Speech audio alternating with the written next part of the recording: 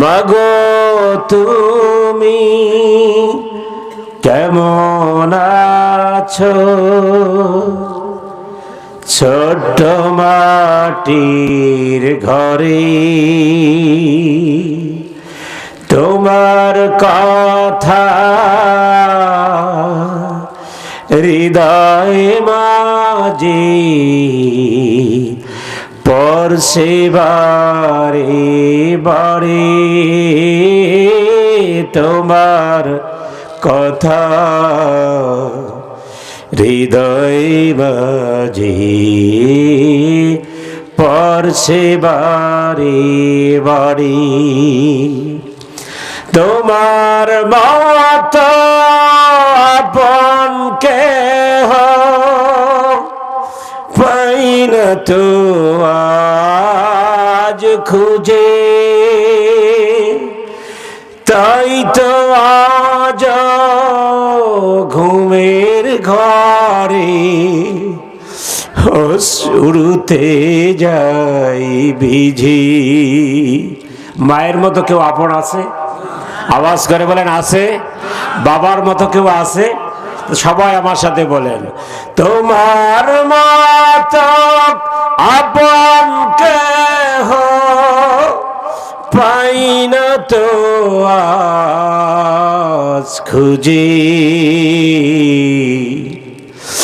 তাই তো আজ ঘুমের ঘরে অশ্রুতে যাই বিঝি।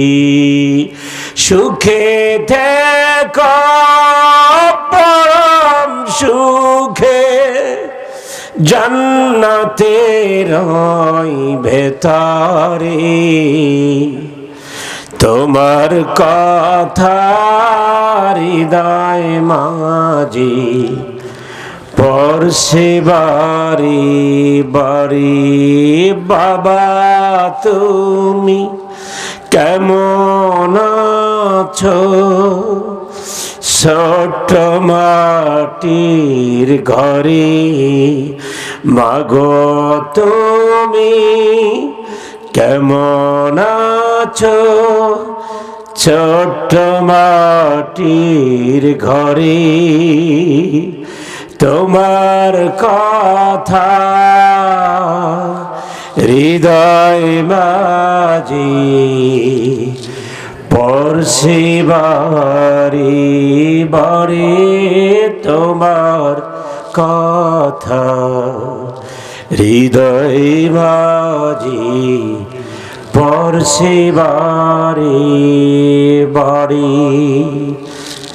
আল্লাহ পাকের কাছে দোয়া করি, আমাদের মধ্য থেকে যে সমস্ত মা বাবা বিদায় হয়ে 3.5 হাত কবরের মালিক হয়েছেন, ইয়া আল্লাহ আজ জান্নাতের বাগান থেকে দোয়া করি আমাদের সেই সমস্ত বিদায়ী মা বাবার কবরগুলো জান্নাতের টুকরা বানাই দিও। জোরে বলো আমিন, আরো জোরে আমিন। ইংলিশে একটি কথা আছে, ফেস দ্য ক্যান মাইন্ড।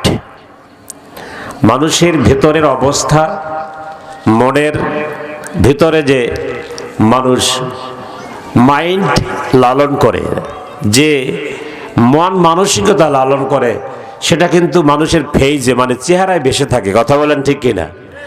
তো আপনাদের সে গভীর রাত হবার কারণে কিছুটা বিষণ্ণতা, কিছুটা ঘুমের আজ আপনাদের মধ্যে অনুভূত হচ্ছে। তো আমি আপনাদের কাছে জানতে চাচ্ছি, আপনাদের কি বেশি কষ্ট হচ্ছে? আপনারা 1 ঘন্টা সময় দেওয়া যাবে? হাত জাগান, নারায়ে তাকবীর।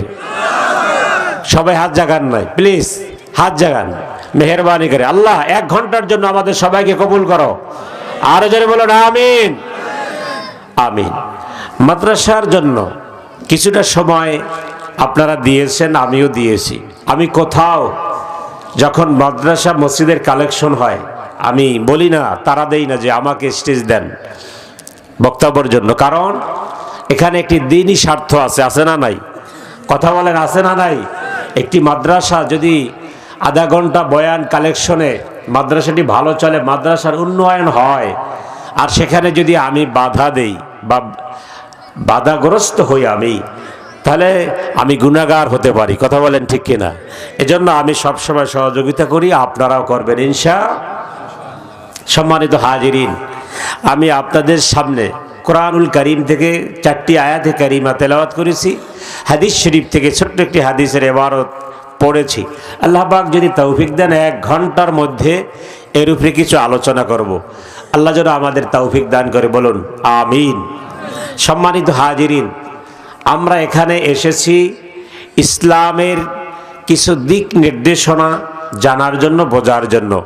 আমরা যেন আগামীকাল সুপ্রভাত সকাল থেকে এখান থেকে যা শুনবো তা যেন আমল করতে পারি। কথা বলেন ঠিক কিনা? আরো জোরে বলেন। আমাদের ফাজাইল শুনতে হবে, অর্থাৎ আমরা কি আমল করব। নবী করিম সাল্লাল্লাহু আলাইহি সাল্লাম বলেছেন, কুল্লু বানি আদম খাত্তাউন, ম্যান ইজ এরর, মানুষ মাত্রই ভুল, মানুষ মাত্রই। এখানে ভুল নাই কেউ আছেন? আচ্ছা বলুন তো, আমাদের কি ভুল ধরিয়ে দেবে কে? জোরে বলেন, আরো জোরে বলেন। কোরআন ধরিয়ে দিবেন। আল্লাহ পাক বলছেন, হে নবী, আপনি যখন মানুষকে কবরের ভয় দেখাবেন, মানুষকে যখন আপনি মোটিভেশন করবেন, মোটিভেট করবেন, তখন আপনি ব্যক্তিগত কথা বলবেন না। ব্যক্তিগত আপনার যে কলা কৌশল এগুলো অবলম্বন করবেন না, আপনি সরাসরি কোরআন থেকে কথা বলবেন। কে বলেছেন? আরো জোরে বলেন। আল্লাহ পাক বলছেন, ফাযাক্কির বিল কুরআনি মান ইয়াখাফু আইদ। হে নবী, মানুষকে ভয় দেখাবেন কোরআন দিয়ে।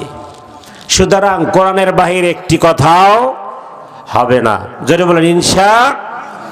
এখন এই মাহফিলে এসে আপনারা খুশি না বেজার? লক্ষ লক্ষ টাকা দান করেছেন, হাজার হাজার টাকা দান করেছেন, আসলে কি লস হয়েছে আপনাদের? আল্লাহ পাক বলছেন, মানজাল্লাযী ইউকরিদুল্লাহ করদান হাসানা। ওহে মানুষ, তোমরা কেউ আসো আমাকে কর্জে হাসানা দেবে? কে বলেছেন? আচ্ছা, আল্লাহ পাকের কি কর্জে হাসানার দরকার? আল্লাহ কি অভাবী? আল্লাহ গরিব? কিন্তু আল্লাহ চেয়েছেন কার জন্য জানেন? এই যে দুনিয়ার দ্বীনি প্রতিষ্ঠানগুলো, মাদ্রাসা, মসজিদ, গরিব, এতিম, মিসকিন যারা আসে, আল্লাহ পাক বলে এদেরকে দিলে, এই সমস্ত জায়গায় দিলে আমি আল্লাহ আমাকে কর্জে হাসানা দেওয়া হয়। সুবহানাল্লাহ বলুন। আল্লাহ পাক বলেন, আমাকে যে কর্জে হাসানা দেবে, ফায়ুদাইফাহু লাহু আদআফান কাসীরা, আমাকে যে কর্জে হাসানা দেবে আমি তাকে বহু গুণে, কোটি কোটি গুণে বর্ধিত করে আবার আমি তাকে ফিরাইয়া দিব। সুবহানাল্লাহ। কি বাড়িতে বলবেন না এখানে? আপনি দেশেন 1 লক্ষ, আল্লাহ আপনাকে দেবে কয়েক কোটি টাকা। কার ওয়াদা? এখন কথা হতে পারে, হুজুর আমার তো বয়স নেই। হ্যাঁ, আপনার নেক্সট প্রজন্ম যারা আছে, ছেলে মেয়ে নাতি, ধারাবাহিকভাবে অবশ্যই আল্লাহর ওয়াদা সত্য। ইন্নাল্লাহা লা ইউখলিফুল মিআদ। আল্লাহ পাক বলে, আমার ওয়াদার কোনো বরখেলাপ হবে না। ওয়াদা করেছি, তুমি দিয়েছো, তোমাকে বহু গুণে ফিরিয়ে দেব, যা তুমি কল্পনাও করতে পারবে না। সুবহানাল্লাহ বলুন। বন্ধুগণ আমার, তাহলে আমরা কেউ লসের মধ্যে আছি এখানে? জোরে বলেন। তাহলে মাহফিলে এসে আমরা খুশি না বেজার? খুশি হলে পড়তে হয় কি? এটা শিখাইয়া দেওয়া লাগবে। আল্লাহ বলছে, না, আমার বান্দারা ভুলে যাবে, যাতে করে ভুলে না যায় এই জন্য আমি সুন্দরভাবে পুরো কোরআন শরীফে 6666 আয়াতের প্রথম আয়াতটি কি? জোরে বলেন, আরো জোরে। বান্দা ভুলে যাবে, কারণ বান্দা হলো কি জানেন? বান্দা হলো, এই বান্দারা কিছু আছে নেমো খারাম, খায় আমার তা, পরে আমার তা, আমার নিয়ামত ভোগ করে, এরপরে বছর শেষে গিয়া বাবার পায়ে সেজদা দিয়ে আসে। কথা বলেন না কেন? এদেরকে কি বলা হয়েছে? নেমো খারাম। নিয়ামত একজনের তা খাইছে, সেজদা দিছে আর একজন কি? বন্ধুগণ আমার, সেজদা পাবে কি?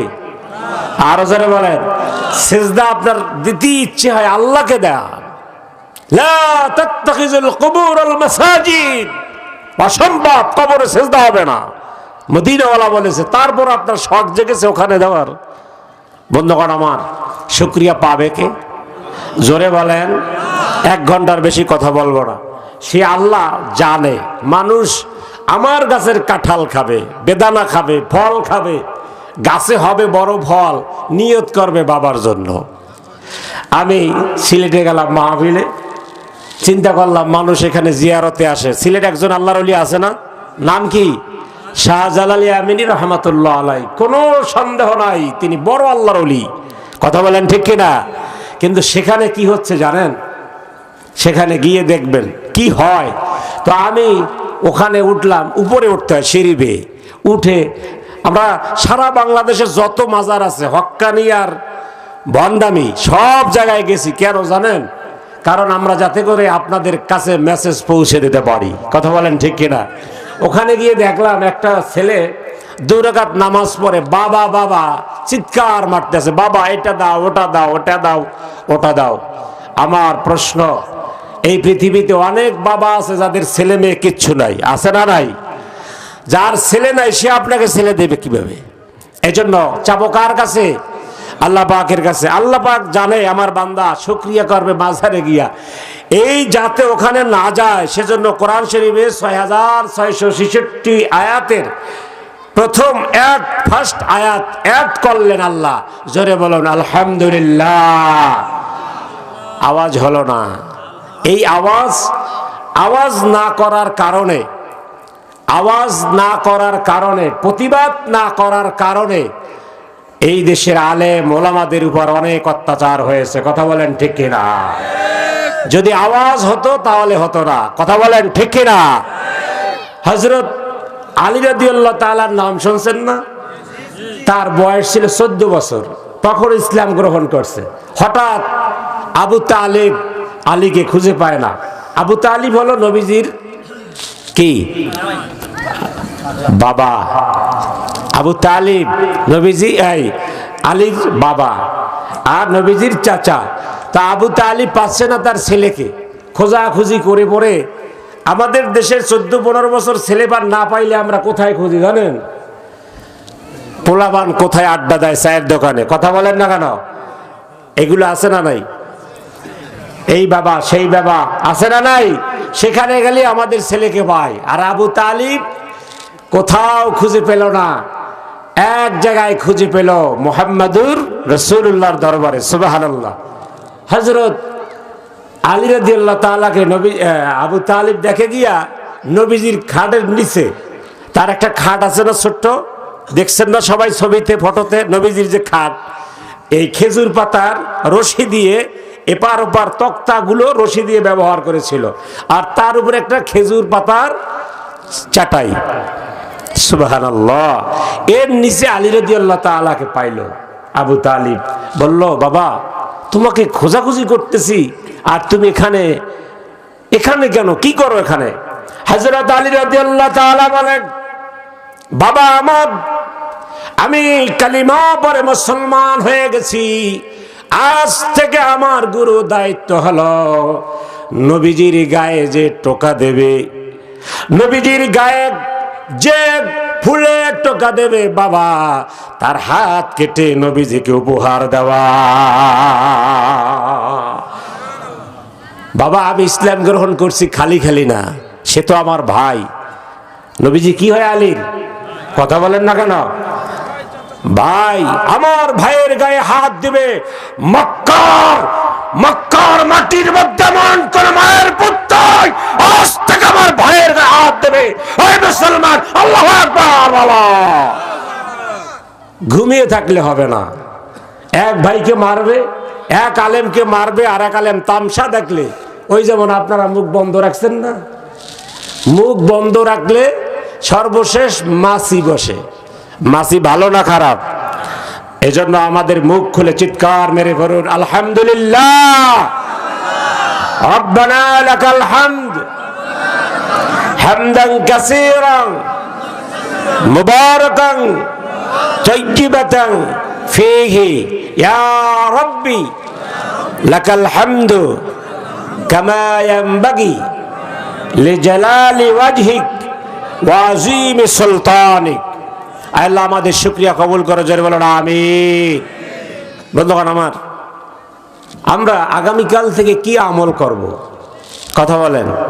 সন্ধ্যা থেকে যা শুনেছেন মনে রাখতে হবে। আমরা যদি প্রতি মাহফিল থেকে দু চারটা ফাজাইল শিখি, আমল শিখি, তাহলে আমরা সেটা প্রয়োগ করতে পারবো, আমল করতে পারবো। কথা বলেন ঠিক কিনা? যে কথা বলেছিলাম, আমরা সবাই গুনাহগার। আমরা সবাই কি? কথা বলেন না কেন? গুনাহগার। সেই গুনাহ কিভাবে মাফ হবে?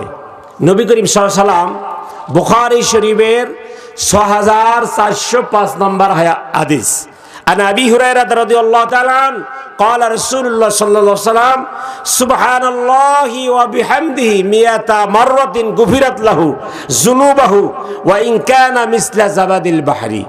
নবী করিম সাল্লাল্লাহু আলাইহি ওয়াসাল্লাম বলেন, কেউ যদি একবার সুবহানাল্লাহ ওয়া বিহামদিহি সুবহানাল্লাহিল আযীম পড়ে, আর ওই উম্মতের যদি গুনার পরিমাণ আটলান্টিক মহাসাগরের সমুদ্র জলরাশি ফানারাশির সমান যদি তার জীবনের গুনাহ হয়ে থাকে, আল্লাহ রাব্বুল আলামিন এই তাসবিহর কারণে সব গুনাহ মাফ করে দেয়। তারপর সুবহানাল্লাহ বলে না, আওয়াজ করে বলেন সুবহানাল্লাহ। আমি যদি সারা রাত মাহফিল শুনি, কোনো আমল না করি, গুনাহ মাফ হবে? গুনার জায়গায় গুনাহ থাকবে, নেকের জায়গায় নেক হবে। কিন্তু আমরা যেই গুনাই নিয়ে আসছি এখানে, ইনশাআল্লাহ হাদিস কোরআন মোতাবেক 1 ঘন্টা যদি থাকি, আমরা বেগুনাহ হয়ে বাড়িতে যাব। সুবহানাল্লাহ বলবেন না? এজন্য আমল করা লাগবে, জবান খোলা লাগবে, চিৎকার মেরে পড়ুন আলহামদুলিল্লাহ। এখন আপনারা আমার জন্য জান্নাতের মধ্যে অনেক ফেরেশতা প্রতিযোগিতা করতে আছে, জান্নাতের ভিতরে ফলের গাছ লাগানোর জন্য। সুবহানাল্লাহ। এটা শুধু আমলের উপরে। আসল আমাদের কাজ কি? আমাদের কালিমার দাওয়াত, নামাজের দাওয়াত, এগুলো দেওয়ার দরকার আছে না নাই? এখন এটা কিভাবে দেব? আমরা আমাদের নবীদের দিক তাকাইলে দেখি, হযরত মুসা আলাইহিস সালাম যে আয়াতে কারিমা তেলাওয়াত করেছি, তিনি শ্বশুর বাড়ি ছিল 10 বছর। কত বছর? 10 বছর শ্বশুর বাড়ি ছিল। কেন জানেন? ফেরাউনের সিংহাসনের ভিতরে তিনি ছিল 30 বছর। কত বছর? 30 বছর। ফেরাউনের সাথে একটা দ্বন্দ্ব হয়েছে। এক কিপ্তি আর বনি ইসরাইল। তদানীন্তন মুসলমান ছিল বনি ইসরাইল, আর কিপ্তিরা ছিল কাফের ফেরাউনের অনুসারী। তো বনি ইসরাইল মুসলমান, তাকে মারতে আছে কিপ্তি। তখন মুসা নবী ছাড়াইয়া দিস, মারামারি করিস না। ওই কিপ্তি ফেরাউনের লোক তো একটু দাপট বেশি দেখাইছে। আমাদের দেশে এরকম ছিল না? কথা বলেন না কেন? এই ক্ষমতার দাপট দেখায় না? ক্ষমতার দাপট আছে? ক্ষমতার মালিক কে? স্থায়ী ক্ষমতা কার? চিৎকার করে বলেন কার? মুসা নবী বলে, এত সেতকা, এত লাফাও কা? হ্যাঁ, আমার চেনো, আমি ফেরাউনের লোক। মুসা নবী কয়, তোর ফেরাউন তাতে কি হয়েছে? তুই আমার মুসলমানের গায়ে আর হাত দিবি না। ও আবারও হাত দিছে। মুসা নবী আস্তে একটা সফেটাঘাত করছে গাল বরাবর। মুসা নবী এই সফেটাঘাতের আরো 30 বছর আগে আর একটা সফেটাঘাত কারে করছিল জানেন? এই ফেরাউন কি? কথা বলেন না কেন? ফেরাউন কি একটা সফেটাঘাত করছে কত বছর আগে? 30 বছর আগে। তখন মুসা নবী দুধ খায়। ওই সফেটাঘাতে ফেরাউন মুসা নবীকে কোল থেকে ধপ করে ফালাই দিস, জানেন না? তখন আসিয়া বলে, কিরে তুমি এই অবুঝ শিশুটার প্রতি তুমি এরকম রিয়াকশন করলে? আসিয়া, তুমি অবুঝ বলো, ও যে আমার কানে সফেটাঘাত করছে, এটা যদি পুরো মিশরবাসীকে ভাগ করে দেওয়া হয়, তাহলে মিশরের সমস্ত মানুষের কানের পর্দা ফেটে যাবে। আল্লাহু আকবার বলবেন না? এটা দুধ খাওয়ার সময় মারছে। 30 বছর পর ক্ষমতা কেমন হয়েছে? শক্তিটা কেমন হয়েছে? তা বাঘের কি বাঘ? 30 বছর পর ফেরাউনের কিপ্তিক ক্ষমতার দাপটে বনি ইসরাইল মুসলমানের গায়ে হাত দেয়।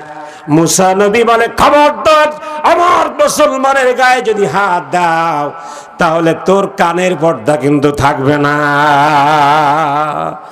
কারো হুজুর বহুত দেখছি, হুজুরকে বোঝেন না, ক্রিটিসিস তো আগে হইতেই করছে, মোল্লা তালেবান কত কিছু, কথা কর না কা বন্ধুগণ আমার। মুসা নবী কয়, আমরা তালেবান আর মোল্লা বিসমিল্লাহ বললে আসতে একটা মারছে, এই জায়গায় একটা মারছে, বার একটা লাভও তো দেয়। মুরগি জবাই দিলে দুই একটা ফাল মারে না, লাভ দেয় না, ওই ফালটার দেওয়ার সুযোগ নেই, স্পট ডেট, এক থাপ্পড়ে জায়গায় শেষ। আর ফেরাউন বাবা রক্ষা করতে পারছে? ফেরাউন কিন্তু, ফেরাউন মিশরে ছিল কি বড় খোদা, আনা রাব্বুকুমুল আলা ফাখাযাহুল্লাহু নাকালাল আখিরাতি ওয়াল উলা, নাউজুবিল্লাহ। ফেরাউন বলে বড় খোদা, এক থাপ্পড়ে তার অনুসারী জায়গায় শেষ। ফেরাউন এই ঘটনা শোনার পরে মুসা আলাইহিস সালামের উপরে ওয়ারেন্ট জারি করছে। কি জারি করছে? ওয়ারেন্ট জারি করছে। বাংলাদেশে আলেম ওলামাদের উপরে ওয়ারেন্ট ছিল কিনা? কথা বলেন না কেন? আমি খন্দকার গিয়াসউদ্দিন বেলালি, আমার উপরে 8টা মামলা ছিল। আমরা কি ডাকাতি করছি?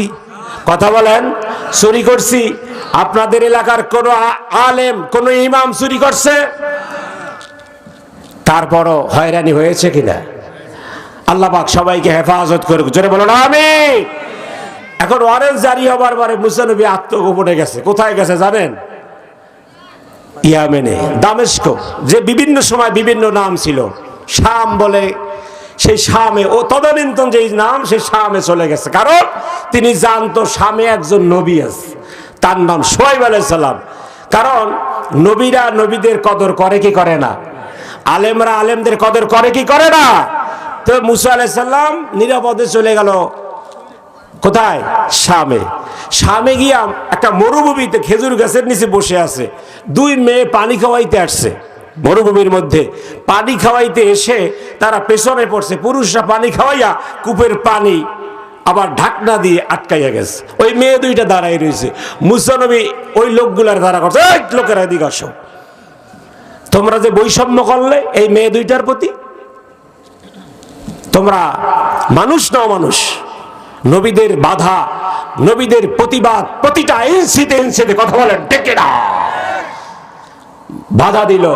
তো লোকজন এলোমেলো হয়ে গেল। 15 জন মানুষ লাগে ওই কূপের ঢাকনা উঠাতে। তো এখন আর 15 জন নেই, 2-4 জন আছে। মুসা নবী বলে তোমরা যাও। তিনি ঢাকনাকে বাম হাত দিয়ে ধরে টেনে ছিঁড়ে বেড়ে অদূরে নিক্ষেপ করে দিল।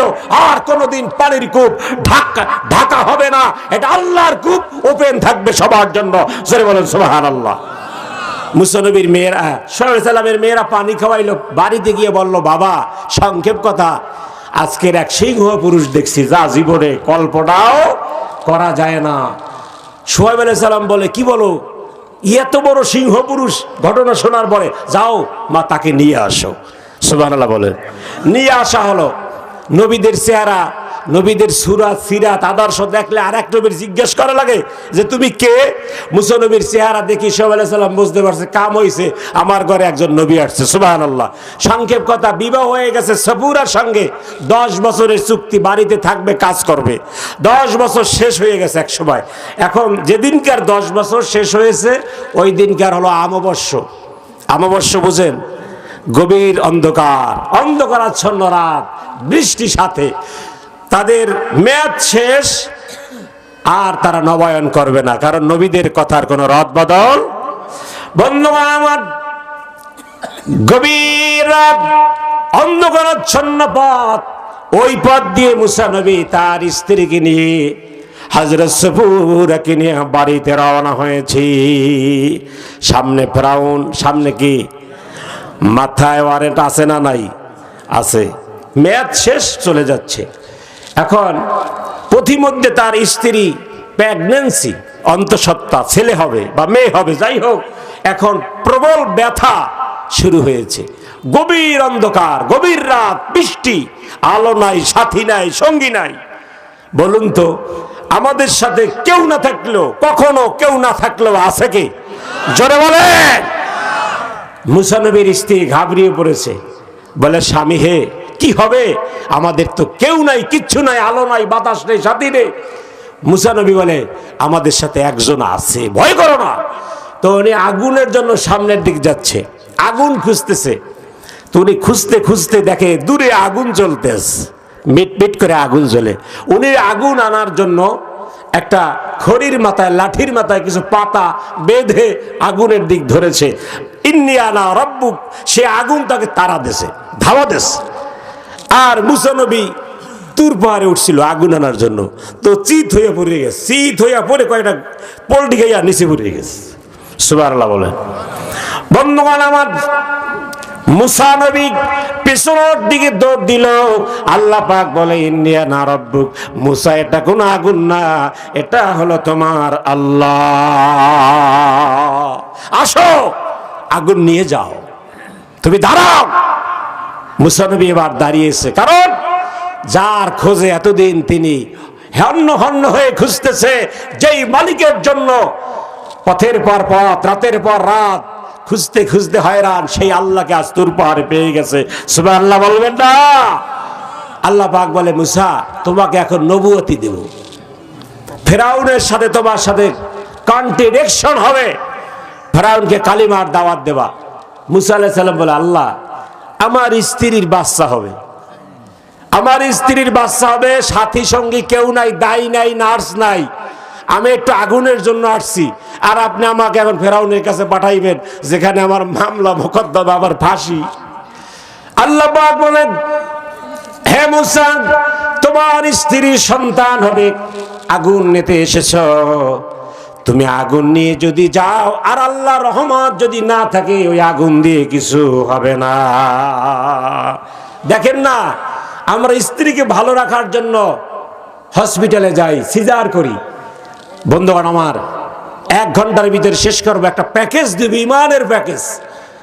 সেই হসপিটাল থেকে এত আধুনিক সরঞ্জামাদি চিকিৎসা, তারপরও বলেন অনেক শিশু মারা যায় কিনা? কথা বলেন, শিশুও মারা যায়, মাও মারা যায়। কিন্তু আমার প্রশ্ন হলো, আমাদের গরু আছে না, গরু গাভী, অনেক গাভী চকে জমিনে বেঁধে রাখে, একা একা বাচ্চা প্রসব করে, সেই বাচ্চা নিয়ে দুপুরের সময় হেঁটে হেঁটে বাড়িতে আসে না নাই? বন্ধুগণ আমার, তাহলে বলুন রক্ষা করার মালিক কে? আর জোরে বলুন। মা বোনরা একটু হলেই খালি সিজারে যায়। কি আশ্চর্য ঘটনা! একটা ইমানদার, একটা আবেদা নারী কিভাবে বেহায়া হয়ে গেল? সমাজে পর্দা লজ্জা বলতে কিছু নাই। কথা বলেন ঠিক কিনা?